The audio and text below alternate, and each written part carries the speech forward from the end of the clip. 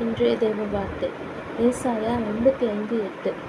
என் நினைவுகள் உங்கள் நினைவுகள் அல்ல, உங்கள் வழிகள் என் வழிகளும் அல்லவென்று கர்த்தர் சொல்கிறார். இன்றைய வசனம் தேவனுடைய திட்டங்கள் அவருடைய மக்களின் நன்மைக்காகவே, மேலும் அவருடைய ஞானம் எல்லா மனித அறிவையும் மிஞ்சியது என்று உறுதியளிக்கிறது. தேவனுடைய வழிகளும் நினைவுகளும் மிகவும் உயர்ந்தது, நம்முடைய சொந்த நினைவுகளிலிருந்து முற்றிலும் மாறுபட்டது என்று நினைவுபடுத்துகிறது இந்த வசனம்.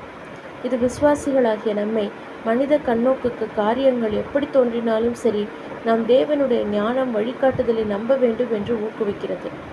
வரம்புக்குட்பட்ட மனித புரிந்து கொள்ளுதலுக்கும் எல்லையற்ற தேவனுடைய ஞானத்திற்கும் மிகப்பெரிய வித்தியாசம் இருக்கிறது. இந்த வித்தியாசத்தை ஒப்புக்கொள்வதன் மூலம் விசுவாசிகள் தேவனுக்கு முன்பாக நம்மை தாழ்த்தி அவருடைய சித்தத்திற்கு கீழ்ப்படிய ஊக்குவிக்கிறது. தேவனுடைய நினைவுகளுக்கும் நம்முடைய நினைவுகளுக்கும் எவ்வளவு தூரம் இருக்கிறது? அவருடைய வழிகளுக்கும் நம்முடைய வழிகளுக்கும் எவ்வளவு தூரம் இருக்கிறது?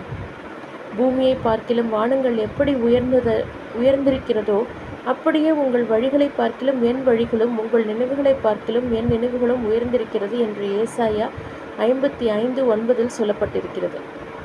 இந்த தூரம் பூமியை விட வானங்கள் எப்படி உயர்ந்ததோ அதுபோலானது. தேவனுக்கும் மனிதனுக்கும் உள்ள வித்தியாசத்தையும் தூரத்தையும் வெளிப்படுத்தியுள்ளது. இது நாம் தேவனை தேடுவதிலிருந்து மன உறுதியை இழக்கச் செய்வதற்காக அல்ல, ஆனால் அவரை தேடும்போது நம்மை மனத்தாழ்மையோடு வைத்திருக்க வேண்டும் என்பதற்காக ஆகும். வானங்கள், பரலோகம் எல்லாம் வேதாகமத்தின்படி தேவனுடைய ராஜ்யத்தையும் அவருடைய கம்பீரத்தையும் வரம்பு கடந்த நிலையை குறித்து காட்டுகிறது. பூமிக்கும் வானத்திற்கும் உள்ள தூரம் ஒப்பிட முடியாத தேவனுடைய வழிகளோடு மனித புரிந்து கொள்ளுதலை ஒப்பிட்டு சொல்கிறது. மேலும் அவருடைய வழிகள் எல்லாம் இந்த பூமியின் வரம்புகளால் கட்டி போட முடியாதது, ஆனால் வரம்பற்றது, மனித புரிதலுக்கு அப்பாற்பட்டது.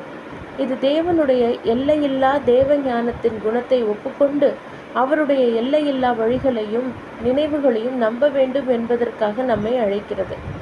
இன்றைய வசனம் தேவன் நம்மை குறித்து பெரிதான நோக்கங்களை வைத்திருக்கிறார், அதற்காக கிரியையும் செய்கிறார்.